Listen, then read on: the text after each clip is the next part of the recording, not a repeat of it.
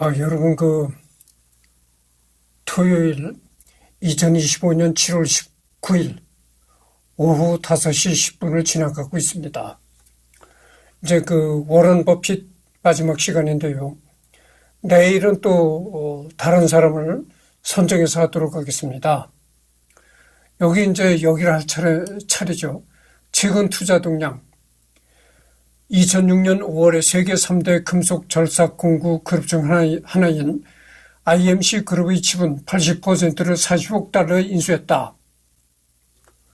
2007년 10월 25일 그룹 주요 계열사인 대구택을 방문하기 위해 처음으로 대한민국을 방문하였다. 2009년 11월 3일 미국의 철도 사업자인 벌링턴 노던 산타페를 인수하기로 최종 합의했다. 그리고 2007년 10월 25일에 워런 버핏이 처음으로 대한민국을 왔었다는 것이죠. 2010년 1월 19일 워런 버핏 버크셔 해서웨이 회장과 정준영 포스코 회장이 미국 네브래스카주 오마하 본사에서 면담했으며 버핏 회장은 현재 포스코 발행 주식을 4.5% 정도를 보유하고 있다. 그러니까 이 버핏 회장이 우리나라의 포스코 주식을 4.5% 정도를 보유하고 있다는 겁니다.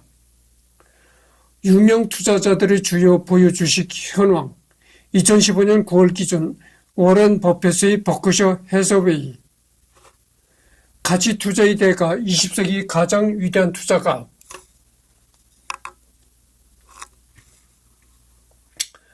워런 버핏의 버크셔 해서웨이 최근 주요 보유 주식 현황 분석. 경력은 1956년 버핏 어소시어츠 설립, 1965년 버크셔 해서웨이 인수, 현재 버크셔 해서웨이 이사회 회장 겸 CEO, 1974년 1986년 워싱턴 포스트 이사, 1987년 셀러먼 브라더스 이사, 1989년 2006년 코카콜라 이사, 1996년에서 2011년 워싱턴 포스트 이사, 2006년 빌 벨린다 게이츠 재단 이사 이렇게 됐네요.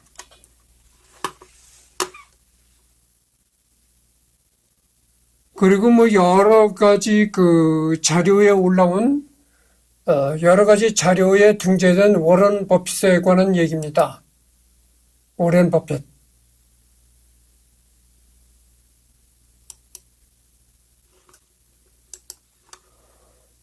여기 보면은 잠깐만요.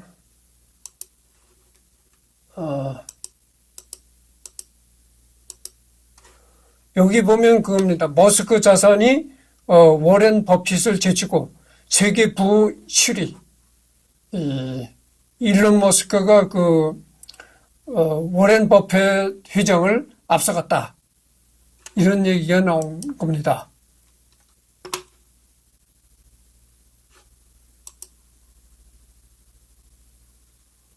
이거는 이제 조선일보에 올라온 워런 버핏에 관한 얘기인데요.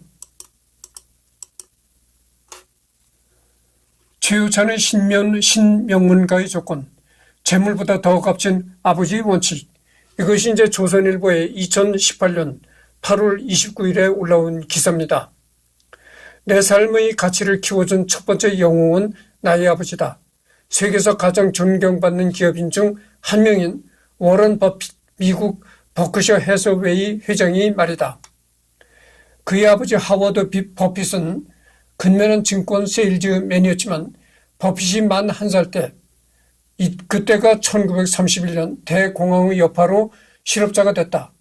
하워드는 주식 중개인으로 재기해 버핏이 13살 때 연방 하원 의원에 당선돼서 워싱턴 DC로 이사했다. 버핏은 이듬해부터 신문 배달을 시작했고 펜실베니아 대학 재학 중 신문 배달 회사를 세워 1만 달러를 저축했다. 이 돈을 주식에 투자한 게 부의 발판이 됐다. 신문 배달 회사를 세워서 1만 달러를 거기서 이제 저축한 돈이 종잣돈이 됐다 이런 얘기입니다. 하워드는 버핏이 6살 때 주식 통장을 선물해 돈의 눈뜨기였다. 또 재산을 상속하지 않고 인구 억제와 핵 갈등, 해피 문제를 다루는 기금에 거금으로 모두 기금했다. 기금으로 모두 냈다. 아버지의 이런 처신 때문인가 그 아버지의 그 아들답게 버핏은 거의 모든 재산의 기부를 약속했다. 지금도 2014년 중형 캐딜락을 타고 1958년 구입한 2층짜리 오래된 집에서 살고 있다. 자신의 거의 모든 재산을 그러잖아요. 자신의 재산에서 99%를 사회에 기부하겠다. 여러분 99%는 어떻게 됩니까? 거의 다잖아요. 그리고 나머지 1%만 자기가 갖고 살겠다 이런 얘기인데 그래서 워런 버핏은 그렇게 부자임에도 불구하고 2014년에 나온 오래된 캐딜락 아주 오래된 자동차를 타고 그 다음에 자기가 살고 있는 집은 58년에 구입한 2층짜리 오래된 낡은 집에서 거주하고 있다 이런 얘기입니다. 그렇게 구두쇠로 살면서 재산의 99%를 사회에 기부하겠다 이런 얘기입니다. 그는 8살 때 아버지 회사 사무실에서 벤저민 그레이엄의 증권 분석이라는 책을 처음 보고 매료돼 수차례 반복해 읽었다. 버핏이 투자의 규제가 된 데는 아버지와 책 역량이 크다.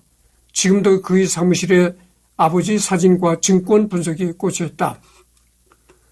버핏은 3남매를 모두 평범하게 키웠다. 학교도 공립학교를 다니게 했다. 딸 수자는 어릴 때 자기 아버지가 보통 사람이 아니란 걸 몰랐으며 신용카드 결제 대금이 없어 쩔쩔맨 적도 여러 번 있다. 버핏은 자녀들에게 어린 시절부터 전 재산은 사회에 기부할 것이라고 얘기했다. 이 때문에 자녀들은 재산을 유산으로 물려받을 생각을 접고 인생 설계를 했다. 장남 하워드는 농장을 운영하고 막내 피터는 작곡가로 활동하고 있다. 버핏의 딸이 말이죠. 자기 아버지가 그렇게 부자인 줄을 몰랐다는 거죠. 어렸을 때. 왜냐면은 돈을 쓰질 않으니까. 자기 아버지가 도대체 돈 쓰는 걸 못 봤으니까 자기 아버지가 그렇게 부자인 줄은 몰랐다는 겁니다. 그리고 아예 자녀들한테 내가 돈을 많이 가지고 있는 사람이라서 나의 유산을, 나의 재산을 물려받으리라는 그런 기대는 아예 하지 말라. 어려서부터 이렇게 자식들한테 세뇌를 시켰다는 거예요. 너네 인생은 네가 벌어서 살아가라. 나의 재산을 바라지 말라. 나의 재산은 전부 사회로 기부할 거다. 이렇게 어려서부터 이 자식들한테 교육을 해가지고 장남 맏아들은 농장을 운영하고 있고 또 막내 피터는 작곡가로 활동하고 있다 이런 얘기입니다. 자기 밥벌이를 위해서 다 나가서 활동하고 있다는 거예요. 절대 아버지가 재산이 많다고 해가지고 아버지의 유산을 바라지 않는다는 겁니다. 어려서부터 그렇게 자식을 교육을 시켰다는 겁니다. 이게 참 놀랍지 않습니까? 보통 사람으로서는 이런 일을 할 수가 없는 거죠. 올 7월 회장에서 물러난 홍콩 청쿵그룹 창업자인 리자청은 아시아의 버핏으로 불린다. 그의 아버지 리윈직은 초등학교 교장 출신으로 평생 검소하고 자급조족하며 청빈하게 살았다. 부친이 유산도 없이 결핵으로 세상을 뜨자 사남매 중 장남인 리자청은 가족 생계를 위해 중학 1학년을 중퇴하고 시계 가게 점원으로 취직했다. 22살 때 홍콩에서 플라스틱 회사인 청콩 실업을 세워 이를 기반으로 거상의 길로 들어섰다.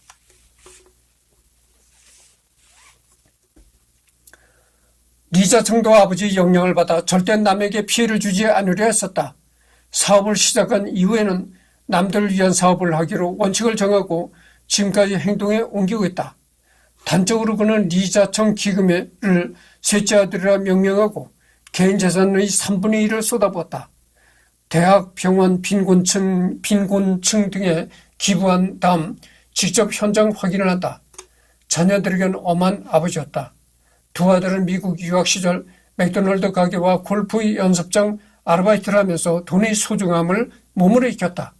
책에서 길을 찾으라고 아들들에게 강조하며 그 스스로 책을 늘 가까이 했다. 이 중국의 리자청이라는 사람도 있는데 그 사람도 돈을 많이 벌었지만 아들들에게는 절대 주지 않겠다 이렇게 약속했다는 겁니다. 그래가지고 그렇게 돈 많은 아버지를 뒀음에도 불구하고 그 아들들이 미국 유학 시절에 맥도날드 햄버거 가게에서 아르바이트도 하고 뭐 골프 연습장에서 또 그 아르바이트도 하고 그랬다는 거죠.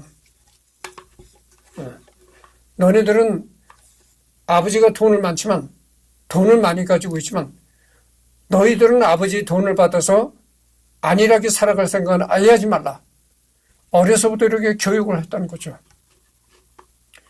니네 인생은 니들이 알아서 헤쳐나가라. 이런 얘기입니다. 오늘날 버핏과 리자청이 위인이 된 데는 검소하며 돈에 엄격하고 책을 가까이 하는 아버지의 역량이 절대적이었다. 미국 심리학자 스테판 볼턴은 아버지가 자녀에게 미치는 이런 영향을 아버지 요인이라고 불렀다. 살아있을 때나 죽음 후에라도 자녀 성장에 아버지보다 더 크고 깊은 영향을 미치는 사람은 드물 것이다.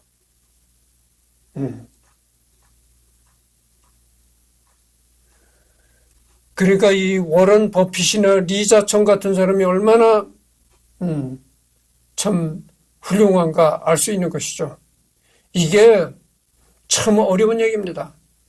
당연히 돈이 있으면은 자식한테 그 돈을 물려주려고 하죠. 그렇잖아요. 자식이라는 게 자기 피를 이어받은 사람인데, 어떻게 보면 이게 아버지로서 너무 냉정한 처사라고도 볼 수가 있는 겁니다. 사람이 그 세상살이가 얼마나 힘듭니까? 그렇잖아요. 그렇게 어려운 세파를 헤치고 살아나가려면 너도 돈이 있어 어느 정도 돈이 있어야 되지 않겠는가? 그래가지고 아버지가 돈이 많으면 당연히 아들한테 돈을 물려줘야 되는데 어떻게 보면 이게 아버지로서 너무 그 냉정한 처사다 이렇게도 볼 수가 있는 겁니다. 만약에 내가 이렇게 돈이 많고 아들이 있는 사람이라면 나는 그래요. 나는 개인적으로는 너무 이게 워런 버핏이 냉정한 아버지라고 생각합니다. 내가 만일 이렇게 워런 버핏처럼 돈이 많은 사람이었다고 하면은 한 10% 정도만 사회에 기부하고 나머지는 내 자식한테 이제 줄 겁니다. 그렇잖아요.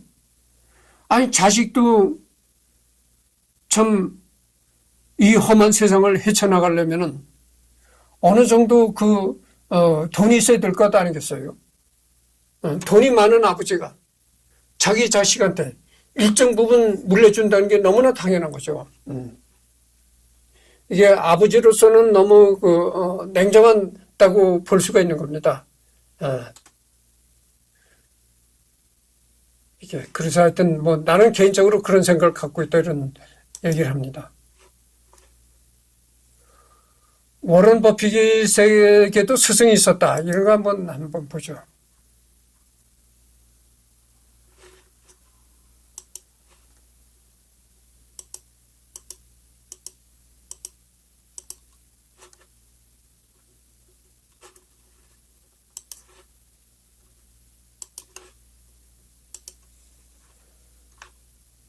세계 최고 투자자 워런 버핏에게도 스승이 있었다.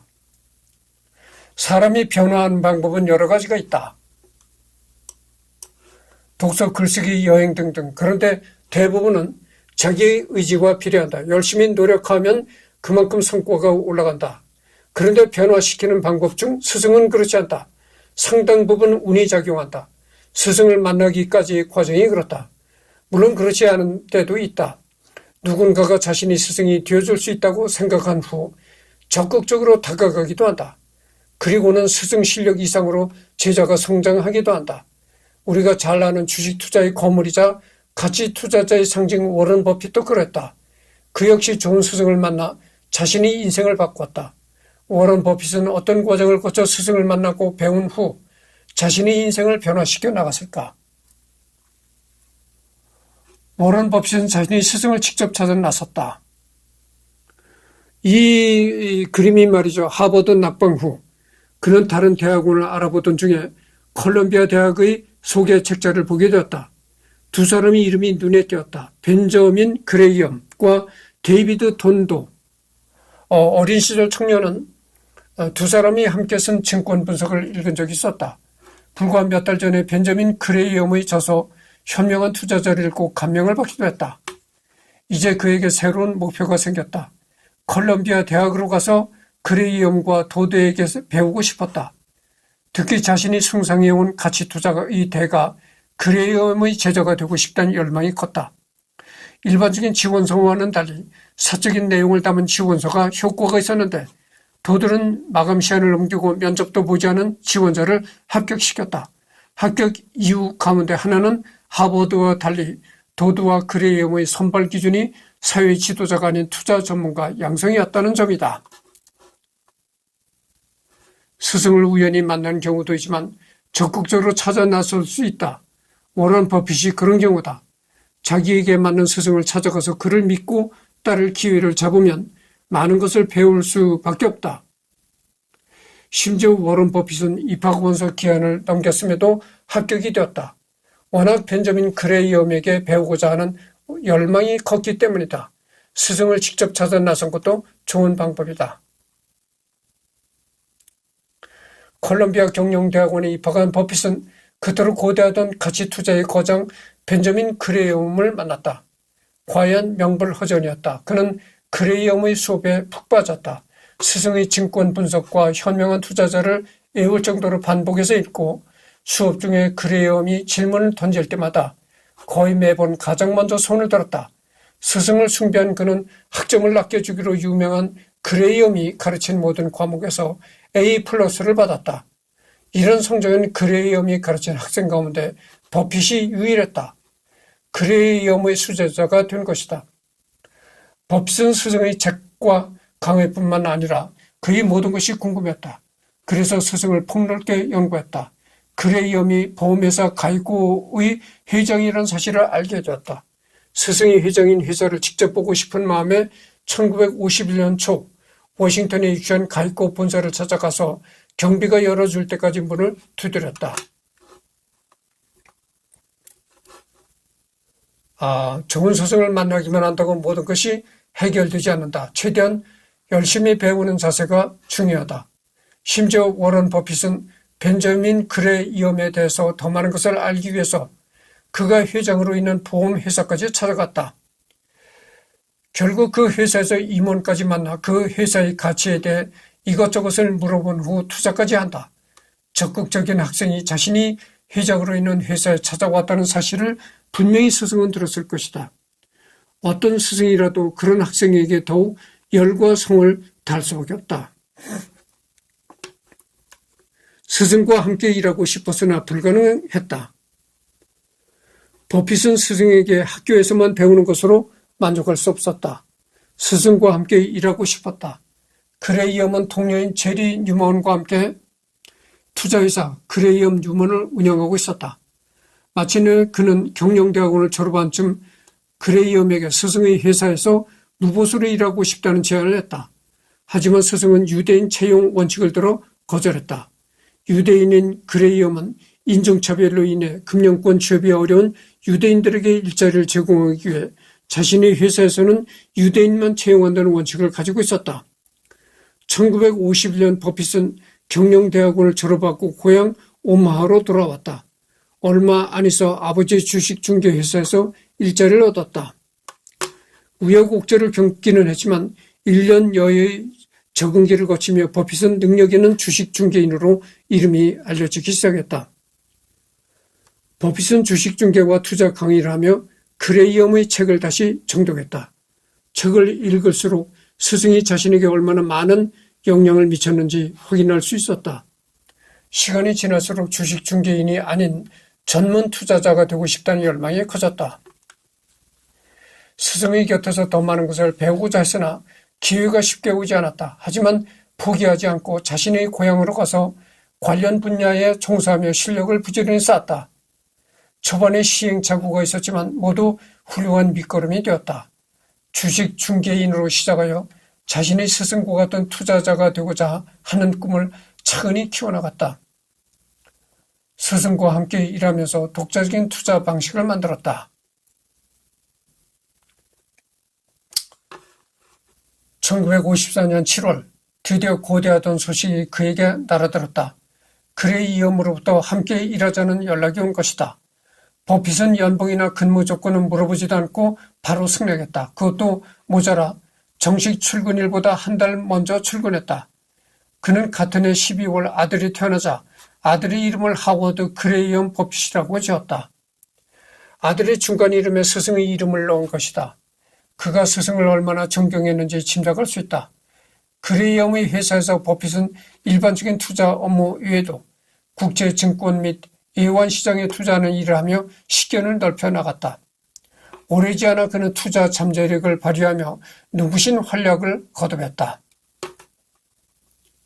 입사한 지 1년여가 지날 무렵부터 그레이엄은 그를 제자나 직원이 아닌 잠재적 동업자로 여기기 시작했다. 그레이엄은 동업자인 뉴먼도 그와 함께 은퇴할 예정이어서 뉴먼의 아들과 버핏이 함께 회사를 운영해 주기를 바랐다. 하지만 버핏은 심사숙고 끝에 스승의 제안을 거절했다. 위대한 스승 그레이엄과 함께 일할 수 없다면 이 회사에서 일하는 건 의미가 없었다. 약 2년 동안 스승에게 배울 것은 이미 다 배운 버핏이었다. 그동안 스승에게 배운 한편 독학으로 자기 고유의 투자 방식에 대해서도 고민해온 터였다. 예컨대 그레이엄은 분산 투자를 엄격하게 지키는 데 비해 버핏은 충분히 저평가된 회사라면 많은 달걀을 한 바구니에 담는 집중 투자가 분산 투자보다 수익성이 더 높을 수 있다고 봤다. 지성이면 감천이다. 스승에게 함께 일해보자는 제안이 왔다. 아무 조건도 따지지 않고 스승과 함께 하기로 워런 버핏은 결정했다. 워낙 준비가 잘 되어 있었기에 단시간에 벤저민 그레이엄의 후계자가 될 것이라는 평가를 회사 내에서 받았다. 하지만 워런 버핏은 스승을 뛰어넘는다. 자기만의 투자 방법을 구축해야 된다. 그리고 스승이 회사를 물려주겠다고 제안했으나 거절하고 자신의 고향 오마하로 돌아온다. 이곳에서 투자주와 버핏 어소시에이츠를 결성한다. 스승으로부터 독립하여 전설적인 투자자 워런 버핏의 길을 걷기 시작한다. 이런 얘기입니다. 그러니까 워런 버핏의 스승인 그 사람이 워런 버핏의 스승인 그레이엄이 얼마나 워런 버핏의 인생에 중요한 역할을 했는가를 알 수가 있는 겁니다. 그래서 이제 워런 버핏은 이것으로 다 끝났고요.